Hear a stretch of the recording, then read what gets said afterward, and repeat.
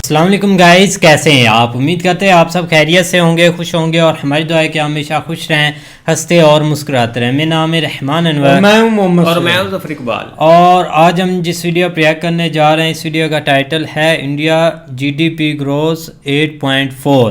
तो देखते हैं भाई वीडियो। अगर वीडियो पसंद आए वीडियो को लाइक, चैनल को सब्सक्राइब ज़रूर कीजिएगा। तो देखते हैं।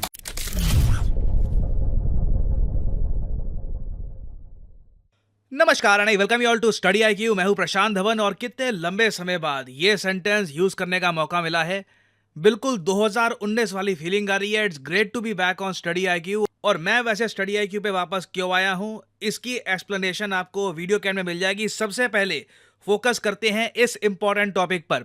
रिसेंटली आपने देखा होगा पूरा अमेरिकन मीडिया, ना सिर्फ American media, obviously Indian media, उसके अलावा चाइनीज, जापानीज मीडिया, सब लोग इस बात को डिस्कस कर रहे हैं कि जो भारत से एक्सपेक्टेशन थी कि इंडिया की जो थर्ड क्वार्टर की ग्रोथ रेट है ये ज़्यादा खास नहीं होगी, एवरेज ही होगी, वो सारी एक्सपेक्टेशंस को बिल्कुल तोड़कर इंडिया ने पोस्ट करी है 8.4% की ग्रोथ। यहां पर आप देख पाएंगे India GDP growth accelerates to 8.4% in third quarter. सारी एक्सपेक्टेशंस को बीट कर लिया गया है और इसलिए पीएम मोदी ने भी स्पेसिफिकली इस टॉपिक पर ट्वीट करी थी। और अपनी ट्वीट में पीएम मोदी ने जो वर्ड्स यूज किए हैं ये बहुत ही इंपॉर्टेंट है, आप नोट कर पाएंगे। ये कह रहे हैं कि जो नंबर सामने आए हैं 8.4% जीडीपी ग्रोथ रेट का जो ये डेटा सामने आया है ये दिखाता है इंडियन इकोनॉमी की ताकत और हमारा पोटेंशियल। नाउ ताकत इसलिए दिखाता है क्योंकि हम एक ऐसे टाइम से गुजर रहे हैं जहां पर दुनिया में हर तीसरे चौथे महीने एक बड़ी इकोनॉमी, प्राइमरली G7 कंट्रीज की इकोनॉमी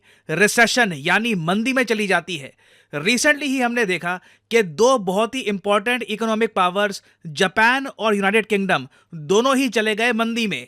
और वैसे मैं आपको बता दूं कि जब ये न्यूज़ सामने आई थी आज से कुछ दिन पहले कि जापान और यूके दोनों अब मंदी में जा चुके हैं। मंदी का मतलब बहुत ही सिंपल भाषा में ये समझ लो कि जहां पर इंडिया की जीडीपी ग्रो कर रही है ना, तीसरे क्वार्टर में हमने ग्रो किया 8.4%। जापान और यूके की जीडीपी लगातार 6 महीने से नेगेटिव ग्रोथ रेट दिखा रही है। मतलब इनकी इकोनॉमी जीडीपी ये सिकुड़ रही है। और जापान की आर्थिक मंदी की वजह से तो जापान अब दुनिया की चौथी सबसे बड़ी इकोनॉमी बन चुका है। नहीं तो इससे पहले जापान था थर्ड स्पॉट पे, अब ये लोग फिसल के आ चुके हैं फोर्थ स्पॉट पर। और अभी तो दुनिया भर के इकोनॉमिस्ट कह रहे हैं कि ये तो बस शुरुआत है, this is only the tip of the iceberg. अभी 18 टोटल और कंट्रीज हैं जो हो सकता है कि लंबे समय तक आर्थिक मंदी में चले जाए। नाउ मुझे यहाँ पर एक बात ऐड करनी पड़ेगी कि ऐसा नहीं है कि इनकी नेगेटिव ग्रोथ रेट बहुत ज़्यादा खराब है कि 5%, 6% नेगेटिव ग्रोथ रेट है। काफ़ी जगह आप देखोगे 0.10%, 0.50% के आसपास नेगेटिव ग्रोथ रेट है, जो एक बार को आप करेक्ट भी कर सकते हो। मगर इंडिया के सामने प्रॉब्लम यह है कि अगर इन कंट्रीज में लगातार रिसेशन आ गई तो कहीं ना कहीं हमारे एक्सपोर्ट्स को चोट पहुंचेगी। हम 11.4 बिलियन डॉलर्स के एक्सपोर्ट्स करते हैं यूके को, जापान को करते हैं 5.5 बिलियन डॉलर्स के एक्सपोर्ट्स। जर्मनी भी हो सकता है कि आर्थिक मंदी की तरफ फिर से जा रहा हो और जर्मनी को भी हम 10 बिलियन डॉलर्स के एक्सपोर्ट करते हैं। तो जो आज के समय चैलेंजेस वर्ल्ड इकोनॉमी में खड़े हैं उस सब के बीच में सडनली जब इंडिया पोस्ट करता है ग्रोथ के नंबर्स 8.4% तो पूरी दुनिया जेन्युइनली इंप्रेस्ड होती है। और एक बार को यहाँ पे आप एक सवाल पूछ सकते हैं कि चलो ठीक है, ये तो हम बात कर रहे हैं तीसरे क्वार्टर की ग्रोथ रेट की, मतलब कि 3 महीने में हमने इतनी ग्रोथ रेट पोस्ट कर दी 8.4%। मगर पूरे साल का क्या? देखिए पूरे साल का जो अनुमान था ना, कई लोगों की जो एक्सपेक्टेशन थी कि इंडिया ग्रो करेगा पूरे फाइनेंशियल ईयर 2023-24 में 6.8% या फिर 6.7%, वो सारी प्रेडिक्शंस धराशायी हो चुकी हैं। अब दुनिया के बड़े बड़े फाइनेंशियल हाउसेस खुलकर कह रहे हैं कि हमारे हिसाब से अभी जो फाइनेंशियल ईयर चल रहा है ना, जो 31 मार्च को खत्म होगा, उसमें इंडिया की जो टोटल ग्रोथ रेट है अब हम मान के चल रहे हैं 7.8% पहुंच जाएगी। और अगर यहां पे आपका सवाल है वेट 3 महीने में ग्रो किए 8.4%, पूरे साल की ग्रोथ रेट होगी 7.8%, ये क्यों? ये थोड़ा सा सरल भाषा में आपको समझाता हूं कि यहां पर हो क्या रहा है। एज ऑफ नाउ पूरी दुनिया वेट कर रही है एक डेटा का। डेटा इस बात का कि इंडिया ने 1 अप्रैल 2023 और 31 मार्च 2024 के बीच में जीडीपी ग्रोथ कितनी करी थी, ये पता लगाना काफ़ी इंपॉर्टेंट है। अभी के लिए मैं आपको बताऊं, ये साल इंडिया के लिए इकोनॉमिकली मैजिकल रहा है। मैजिकल वर्ड ही मैं यूज़ करूंगा, क्योंकि अगर हम बात करें पहले क्वार्टर की, क्योंकि फाइनेंशियल ईयर को एक साल में 12 महीने होते हैं, तो इन्हें हम 4 भागों में डिवाइड कर देते हैं, 4 क्वार्टर्स में। तो जो पहला क्वार्टर था, मतलब अप्रैल से लेकर जून 2023 का जो टाइम था, उसमें इंडिया की ग्रोथ रेट थी 8.2%। फिर अगला क्वार्टर आया, उसमें 8.1% की ग्रोथ रेट। सब लोग मानकर चल रहे थे चलो 2 क्वार्टर अच्छे चले गए, तीसरा क्वार्टर तो मतलब ही नहीं है कि यहां पे इंडिया ग्रोथ दिखा दे, स्पेशली जब यूके जापान मंदी में जा चुके हैं। कैसे हम लोग अक्टूबर दिसंबर में ज्यादा ग्रो करेंगे, मगर इंडिया ने दुनिया को शॉक किया है। और इसलिए आप देखोगे दुनिया भर में ये वर्ड यूज किया जा रहा है, एवरीवन इज सरप्राइज्ड, क्योंकि 8.4% जो ये ग्रोथ है ना, ये क्वार्टर 1 और क्वार्टर 2 दोनों से ज्यादा है। और अगर क्वार्टर 3 जो आखिरी 3 महीने हैं इस फाइनेंशियल ईयर के, मतलब कि ये जनवरी से लेकर मार्च तक का जो टाइम है, इसमें ग्रोथ रेट अगर हमारी फिर से 7.8 या उसके आसपास चली गई तो कोई बड़ी बात नहीं है। पूरे साल में जो हमारी जीडीपी ग्रोथ रेट है, ये 8% के ऊपर जा सकती है, इसकी संभावना बनी हुई है। ये इंडिया के लिए एक बहुत ही ज्यादा अच्छा रिजल्ट होगा। और काफी बार मैं जेन्युइनली फील करता हूं कि ये जो नंबर्स मैं आपको बताता हूं ना, कि देखिए इतने क्वार्टर में हमने इतनी ग्रोथ रेट करी है, इन नंबर से, इस लैंग्वेज से काफी बार आम व्यूअर इस बात को जेन्युइनली अप्रिशिएट नहीं कर पाता, जेन्युइनली समझ नहीं पाता कि सच में ये कितनी बड़ी बात है। अगर मैं आपको दिखाऊं कि चाइना की ग्रोथ रेट कितनी रही थी साल 2023 में, तो इनका जो फाइनेंशियल ईयर है बाय द वे चाइना का, ये लोग जनवरी से दिसंबर में अपना जो फाइनेंशियल ईयर है वो मान के चलते हैं, तो इनकी जो ग्रोथ रेट है ये 5.2% रही थी। इंडिया 8% को देख रहा है। चाइना जो एक टाइम पर बिल्कुल इंडिया के नेक टू नेक था जीडीपी ग्रोथ रेट के मामले में, अब ये 5% के आसपास सिमट के रह गए हैं। और ग्लोबल मीडिया जब चाइना के बारे में लिखता है तो साथ में एक बात ये भी ऐड करता है कि अब बैक टू बैक ईयर्स में चाइना की ना सिर्फ जीडीपी ग्रोथ रेट डाउन जा रही है, इनकी पॉपुलेशन भी डिक्लाइन में है। और फ्यूचर में आप देखोगे चाइना की जीडीपी ग्रोथ रेट ज्यादा मोस्ट प्रोबेबली ये 4-5% पे सिमट जाएंगे, क्योंकि पहली बात इनके देश में आबादी बहुत ज़्यादा तेजी से कम हो रही है, और दूसरी बात इंडिया के साथ रिलेशंस खराब करके जो एक बार को चाइना को एक बहुत ज़्यादा आसान एक्सेस था इंडिया की ह्यूज मार्केट का, वो एक्सेस अब काफ़ी लिमिट हो चुका है, जो मेरे हिसाब से चाइना के लिए एक बहुत ही बड़ा इकोनॉमिक ब्लंडर है। और मुझे ना यहाँ पर एक बहुत ही इंपॉर्टेंट कॉन्सेप्ट भी क्लियर करना होगा। मुझे पता है आप में से कई लोग ना ये क्वेश्चन पूछ रहे होंगे कि ठीक है परफॉर्मेंस अबव एवरेज है, मगर 10% की ग्रोथ रेट कब आएगी, कब इंडिया का वो सुनहरा साल आएगा जब लगातार हम 10% ग्रो करेंगे। देखो अभी भी सरकार ने यही बोला है कि आने वाले 5-6 सालों तक इंडिया 8% के आसपास जो जीडीपी ग्रोथ रेट है ये रजिस्टर कर पाएगा। तो 10% को लेकर अभी सरकार भी इतनी ज़्यादा एंथुजियास्टिक नहीं दिख रही। मगर आपने बात नोट करी होगी, अगर आप इंटरनेट पे जाते हैं, आप आर्टिकल्स एक्सप्लोर करते हैं, तो वहाँ पे कई जगह लिखा होता है कि नहीं जी इंडिया ने तीसरे क्वार्टर में 10.1% की जीडीपी ग्रोथ रेट करी है दर्ज। अब ये देखकर कई लोग कंफ्यूज हो जाते हैं कि ये 10.1% क्यों लिखा हुआ है। जीडीपी ग्रोथ रेट ये दो टाइप की क्यों होती है, एक रियल जीडीपी ग्रोथ रेट, दूसरी नॉमिनल जीडीपी ग्रोथ रेट। और जो ये नॉमिनल वाली जीडीपी ग्रोथ रेट है ये हमेशा ज्यादा क्यों दिखती है? रीजन यहाँ पे बहुत ही सिंपल है। जो नॉमिनल जीडीपी ग्रोथ रेट है ना, इसमें हम इन्फ्लेशन को काउंट नहीं करते, यहाँ पे हम बिल्कुल रॉ नंबर्स यूज करते हैं। डॉलर टर्म्स में हम इकोनॉमी को देखते हैं, इन्फ्लेशन वगैरह सब भूल भाल के हम कैलकुलेट करते हैं जीडीपी ग्रोथ। ये वाले जो नंबर्स हैं ऐसा नहीं है कि बिल्कुल बेकार हैं, ये तो अनफिल्टर्ड है, इनका कोई यूज नहीं है। जो इन्वेस्टर्स शॉर्ट टर्म के लिए इन्वेस्टमेंट करते हैं उनके लिए नॉमिनल जीडीपी ग्रोथ के नंबर्स काफी इंपॉर्टेंट होते हैं। मगर दुनिया में जो बड़े इकोनॉमिस्ट होते हैं, जो आप कह लीजिए जो बड़ी रिपोर्ट्स हैं बनती हैं कि कंट्री की जीडीपी ग्रोथ रेट कितनी है, वो फोकस करती है रियल जीडीपी ग्रोथ पर। तो रियल जीडीपी ग्रोथ जो है वो जैसे मैंने आपको बताया 8.4% है तीसरे क्वार्टर की। इससे पहले के जो 2 क्वार्टर थे वहां पे हमने 8.2 और 8.1% की जो ग्रोथ रेट है ये करी थी रजिस्टर। ये जानना आपके लिए काफी इंपॉर्टेंट है ताकि आप कल को कंफ्यूज ना हो जाएं। अब यहाँ पे अगर आप पूछ रहे हैं चलो ठीक है रियल जीडीपी ही सही, मगर हम लोग कहाँ जा रहे हैं, क्या हम कह सकते हैं कि फ्यूचर में एक बड़ी न्यूज़ सुनने को मिलेगी? तो मैं आपको बता दूं हाँ, 2027 की शुरुआत में मोस्ट प्रोबेबली इंडिया पहले जापान को बीट करेगा to become world's fourth largest economy, क्योंकि जापान अब नीचे आ चुका है। उसके बाद आएगा नंबर जर्मनी का, और ये बात अब दुनिया भर में लिखी जा रही है। यहाँ पे आप देख पाएंगे फोर्ब्स का आर्टिकल है कुछ ही दिनों पुराना, फरवरी 23 का। ये कह रहे हैं कि India will grow to become the world's third largest economy by 2027। पहले इस बात को लेकर लोगों को संदेह था कि क्या हम ये कर पाएंगे, क्या 2028-29 का टाइम लग जाएगा, क्या इंडिया जेन्युइनली 2027 में ये अकॉम्प्लिश कर पाएगा।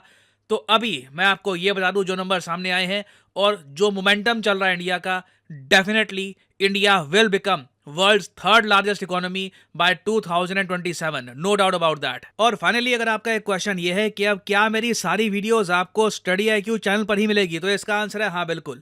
और आप देखेंगे आने वाले समय में कि स्टडी IQ पे मैं वापस क्यों आया हूँ।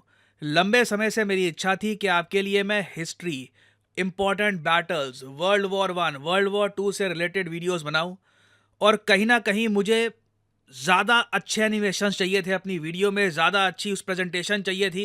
And I think study IQ में आकर आप जेन्युइनली देखेंगे कि आने वाले समय में जो मैं वीडियोस अपलोड करूंगा they will be next level, absolutely next level. और उसके अलावा देखिए, मैंने किसी भी चैनल पर काम किया हो पिछले कुछ सालों में, चाहे वहाँ पर 3 मिलियन सब्सक्राइबर हो या फिर 6 मिलियन, लोगों ने हमेशा मुझे देखा as a Study IQ guy. Study IQ से जो मेरी शुरुआत हुई थी यहाँ पर, it never left me. I was always seen as a Study IQ faculty. And बहुत अच्छा लग रहा है यहाँ पर वापस आकर, बहुत अच्छा लग रहा है ये देखकर कि स्टडी IQ फैमिली अब 16 मिलियन सब्सक्राइबर्स को भी क्रॉस कर चुकी है। एंड आई एश्योर यू कि मैं बहुत सारा कंटेंट यहाँ पे अपलोड करने वाला हूँ। जितनी वीडियोस पहले डालता था उससे कई गुना ज़्यादा डालूंगा। And I am really sorry कि आपको फरवरी मंथ में मेरी वीडियोस नहीं मिली। ऐसा नहीं है कि मैं कहीं पर छुट्टियां मनाने के लिए गया था या फिर एंजॉय कर रहा था कहीं पर। मैं चुपचाप स्क्रीन पर बैठ के आप सबकी कमेंट्स देख रहा था, आप सबकी पोस्ट देख रहा था ट्विटर पे, रेडिट पे और जगह पे। And I missed all of you a lot. मैं बहुत ज़्यादा मिस किया आप लोगों को, और आई एश्योर यू कि जो ये गैप आया है मैं आज के बाद कभी भी नहीं आने दूंगा। So it is good to be back. I missed all of you, and as I always say, May the gods watch over you. Sir ने, क्योंकि हम भी काफ़ी दिन से सर को बहुत ज़्यादा मिस कर रहे थे कि एक वो आएँ, क्योंकि उनकी वीडियो काफ़ी ज़्यादा इन्फॉर्मेशन वाली होती हैं, अच्छे से एक्सप्लेन करते हैं। लेकिन फाइनली सर की एक दोबारा से एंट्री हो गई है, खुशी हुई, और एक बहुत अच्छी न्यूज़ के साथ एक दबंग एंट्री मारी है। 8.4% की एक ग्रोथ रेट लेकर आए हैं इंडिया की। ऐसे नहीं, अब मैं तो सोच रहा था, लगता है कि जैसे सर वेट कर रहे थे कि अब ग्रोथ रेट ऊपर जाए, अच्छी न्यूज़ के साथ एक अच्छी एंट्री हो, क्योंकि सर जहाँ भी वीडियो बनाए उनके चाहने वाले वहाँ पहुँच जाते हैं, प्यार बहुत ज़्यादा सर को देते हैं। और ये ऊपर से अब आ जाए एक इकॉनमी पर, तो इसमें कोई शक नहीं यार, इंडिया की ग्रोथ रेट बहुत ज़्यादा है। पूरी दुनिया में आप देख लें, ऐसी कोई भी एक इकॉनमी नहीं जो ऐसे एक बूस्ट कर रही है। इंडिया सिर्फ वो वाद कंट्री है जो ऐसे बूस्ट कर रहा है, क्योंकि हर एक बंदे ने अपनी टांगें फंसाई हुई हैं कहीं ना कहीं। एक वाद कंट्री इंडिया है जो अपना भाई सिर्फ फोकस अपना फ्यूचर पर रखता है। तो ऐसे ही लग रहा था कि एक कभी मतलब कि इतनी ग्रोथ नहीं आएगी इंडिया की, क्योंकि डेली बेस पर न्यूज़ देखे तो पीछे एक तीसरे जो टर्म में था ना, वो कभी नहीं एक एक्सेप्ट कर सकते थे कि इतनी ग्रोथ आ जाएगी, क्योंकि जो उसका रीज़न था ना, एक यूके और जापान की एक मतलब के नीचे जानी इकोनॉमिक, वो सबसे बड़ी एक था एक झटका सब के लिए। क्योंकि ऑलरेडी भाई इंडिया है कि यूके के साथ 11.4 बिलियन की भाई एक्सपोर्ट करता है, तो अगर वो मंदी में जाएंगे तो फिर ज़ाहिर बात है एक असर पड़ेगा। एक देख जैसे एक चाइना पर पड़ा है, अब चाइना ने मतलब कि इंडिया के साथ उनके एक नहीं एक उस हद तक अभी तक मतलब कि ट्रेड वगैरह और एक चीज़ एक दूसरे को नहीं बेच रहा है, तो फिर भी देख लो भाई चाइना कहाँ पर खड़ा है और अभी इंडिया कहाँ पर खड़ा है। नहीं ऐसा ही है, देखो ना कि एक जो फर्स्ट क्वार्टर था या सेकंड क्वार्टर की बात करें तो वो 8 पॉइंट प्लस रहा है, और इसमें कोई शक नहीं है कि हमेशा जो है ना वो एक स्टार्ट अच्छा होता है, लेकिन ये कि थर्ड पे आके जो है ना वो काफ़ी चीज़ें जो है ना वो एक ख़राब चलने लग जाती हैं, क्योंकि जिस तरह एक वेदर का हिसाब, या वेदर तो नहीं मतलब ना एक विजुअली आप देखें तो इस तरह हो जाता है। लेकिन ये भाई अब पहली दफ़ा देखने को मिला है कि इंडिया में ये चीज़ जो है ना वो लगातार जो है ना वो थर्ड क्वार्टर तक भी अगर जो है ना वो ऐसे ही चली है 8 जो है ना वो GDP जो है ना वो ग्रोथ कर रही है। लेकिन अगला जो है ना वो स्टेप ये है कि जो लास्ट क्वार्टर रहता है ना 4 महीने का, अब वो देखो 3 महीने का, वो आप देखो कि क्या उसका हिसाब बनता है। लेकिन अगर वहाँ पे अगर 8+ आ गया ना तो यार यकीन करो मज़ा आ जाएगा। कोई भी कंट्री इस वक्त इस लेवल के ऊपर नहीं खेल रहा। चाइना को बहुत ज़्यादा लोग एक इस नज़र से देखते थे कि चाइना को कोई बंदा मात नहीं दे सकता, लेकिन वो भी आपके सामने है कि 5+ के ऊपर वो खड़ा हुआ है। कहाँ 8 कहाँ 5। बाकी तो भाई किसी का किसी दूसरे मुल्कों की तरफ आ जाए तो वो सारे नेगेटिव के ऊपर उनकी विचारों की जो है ना वो लगे। ये यूके का तो खैर आप जर्मनी देख लो, यूके देख लो, तो वो तो सारे ही एक इस साइड के ऊपर चले हुए। जापान सॉरी देख लो, उनका भी। लेकिन पता नहीं क्या रीजंस है, एक कोई समझ नहीं आ जाती इस चीज़ को देखते हुए। ये ज़रूर हम कह सकते हैं कि ये जो इरा है ना, ये इस वक्त जो एक चल रहा है, ये बिल्कुल एक इंडिया का है भाई।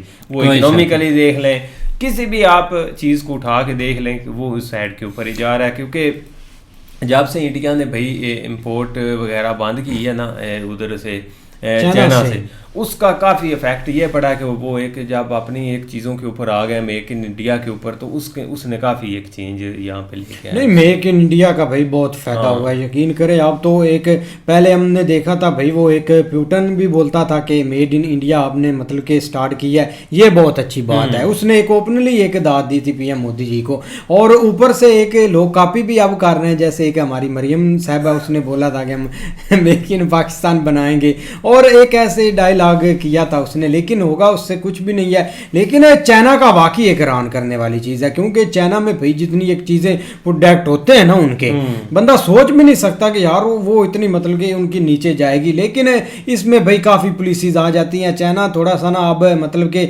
और पुलिसियों की तरफ मतलब कि चला फिरता है कि कंट्रियों को भटकाना, एक वार की तरफ ले जाना। हाल ही में उन्होंने भाई मालदीव को भी पीछे से पैसा लगाया, ऊपर से एक अच्छा देखो ना, एक वो घेर कैसे रहे हैं। एक उनकी तो भाई एक जंग थी एक इंडिया के साथ, एक मतलब कि ये कारोबारी जंग जो कि अभी कंट्री लड़ भी रही है, लेकिन वो तो किसी और साइड पर चले गए थे यार। एक वो नुकसान पहुंचाना लेकिन ये कि बेस्ट वीडियो थी।